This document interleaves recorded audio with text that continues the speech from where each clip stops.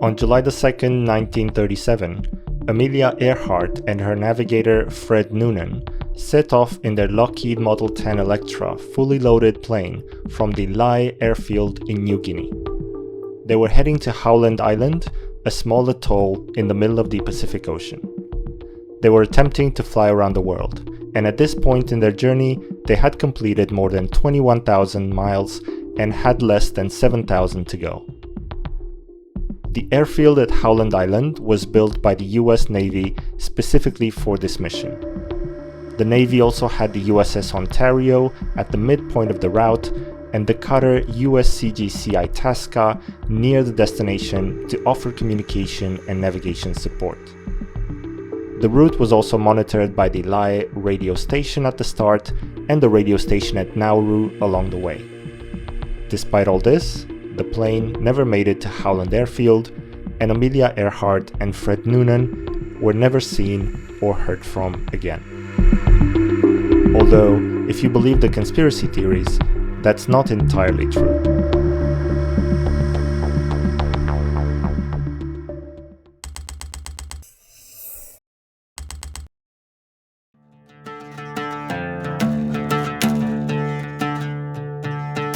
In 1928, George P. Putnam, a famous publisher and explorer, was organizing the first ever crossing of the Atlantic by a woman as a publicity event. Amelia Earhart was then a young aviator enthusiast with a somewhat limited flying experience. Putnam chose Amelia for the flight, and so her first claim to fame was to be the first woman to fly as a passenger across the Atlantic. In subsequent years, she set many records of her own as a pilot. In the 1920s and 30s, there was little financial reward from flying, so most aviators would make a living competing in races and breaking records for publicity. Amelia herself later remarked, "I make a record and then I lecture on it." She wasn't the most skilled female aviator at the time, but she was certainly the most famous. It is in this context that the attempt to fly around the world happened. She was trying to raise interest about a book she was planning to write about the expedition.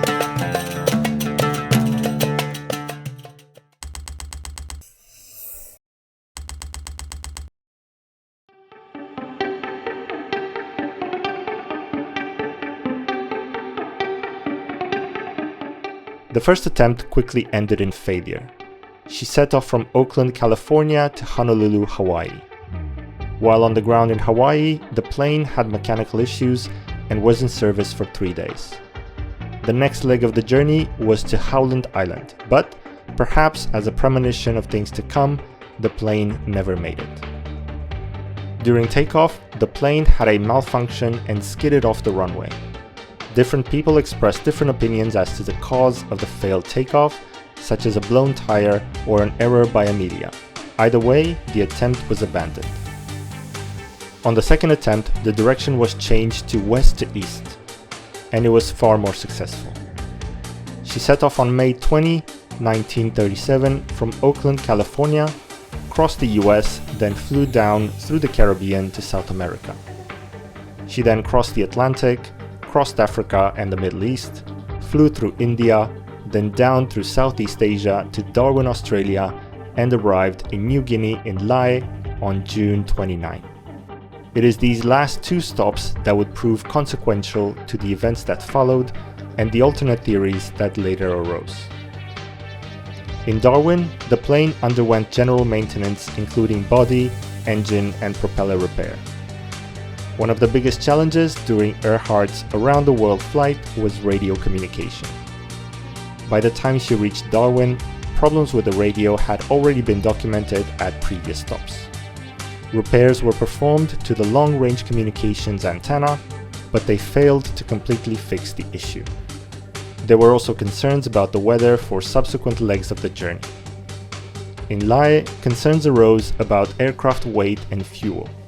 This was going to be the longest leg of the journey by a good margin, and it would be over open ocean, so the team was justifiably concerned. There were also still issues with the communication. This was crucial as they were relying on radio transmissions for positioning and navigation. It was also reported that neither Amelia herself nor Fred Noonan were fully proficient in using the communication and navigation equipment on board, especially the long-distance communication, which was fairly new at the time. Additionally, Amelia's use of Morse code communication was reported to be slow. That, combined with equipment malfunction, may have contributed to the final fate of the expedition. In the light of the foregoing regarding radio, and the confusion which arose during the search in connection with all the radio messages which were supposed to have emanated from the aircraft, I do think that had an expert radio operator been included in the crew, the conclusion may have been different.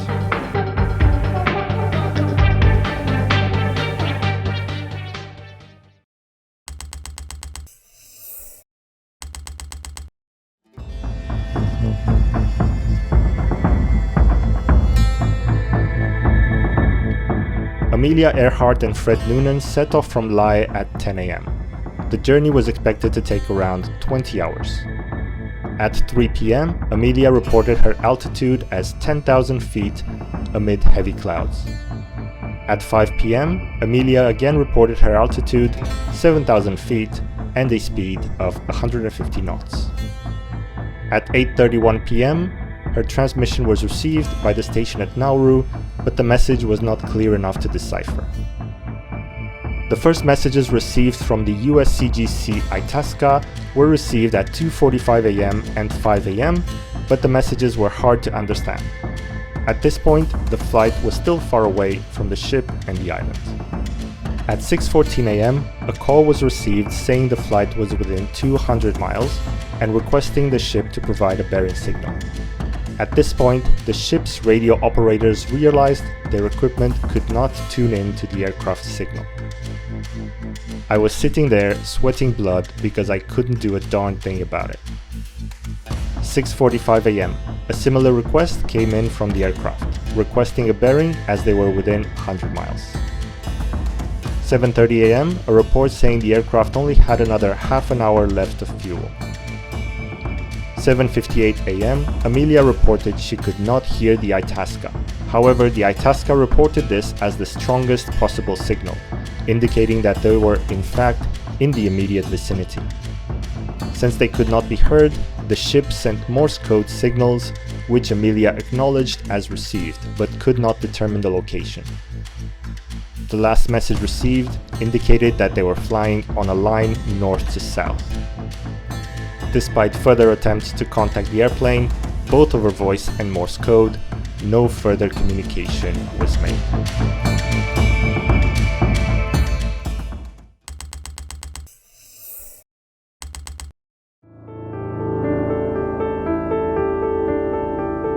Significant search efforts were undertaken by the US Navy to locate the wreckage.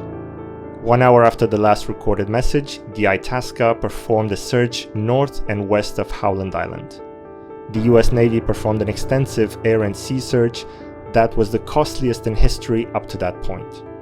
Additionally, Amelia's husband, George Putnam, financed an extensive search around the islands in the vicinity, but that too was fruitless. In the days following the disappearance, multiple distress calls were received and they influenced the Navy's search. While it is known that some signals are discredited, as multiple stations were sending messages over the same frequencies that the plane used in an attempt to contact any survivors, not all are so easily dismissed. In a later study by Tygar, out of the 120 known reports of distress calls, 57 were considered credible. However, at the time, once the US Navy investigation was concluded, all signals were marked as bogus. In January 2024, Deep Sea Vision undertook a sonar scan of the area and was reported to have detected what looked like the shape of a plane at the bottom of the ocean. A further exploration mission is planned for 2025.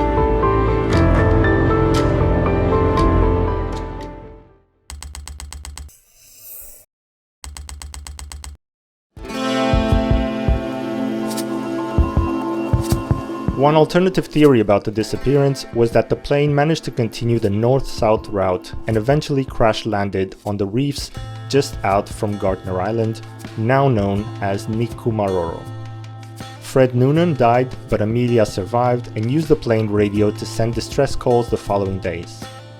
The ocean tide eventually carried the plane away, and Amelia eventually died and was eaten by the 6-foot crabs that are commonly found near the island. Hence where the crab theory comes from. In 1940, British settlers found 13 bones, including a skull, on the island, although at the time they were judged to belong to a short European male. Later investigations disagree with that assessment. As the theory goes, as the crabs scavenged the remains, they carried and dispersed the remaining bones, which they are known to be able to do. However, many counter-arguments to this theory exist. Specifically, no other remains such as clothing or personal items were found. No aircraft or sign of a crash can be seen. Gardner Island is quite far from Howland, and it would have been difficult to get there with just half an hour left of fuel as reported. As for the crabs, while they are capable of dispersing bones, no evidence of crab activity was found on the discovered bones.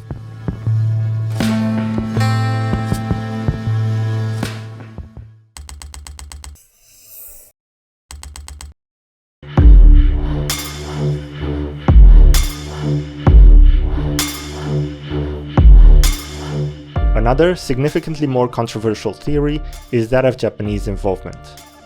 As the theory goes, Amelia and her navigator did not fly straight to Howland.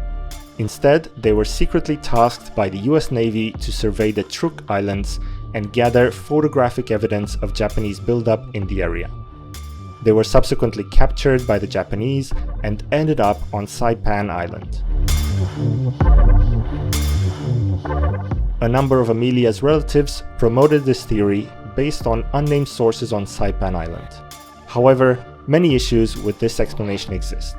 For one, the plane didn't carry any camera equipment, as it was explicitly forbidden to do so by multiple countries that were traversed along their route. Also, they were not installed in Darwin or Lae, as there are detailed reports of the maintenance work done.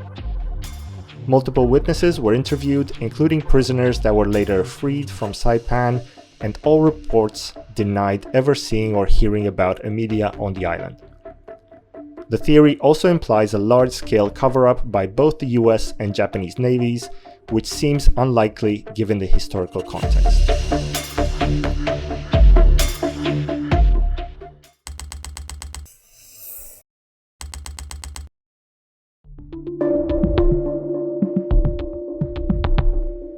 The most likely and widely accepted explanation is that Amelia Earhart and Fred Noonan ran out of fuel and crash-landed in the ocean.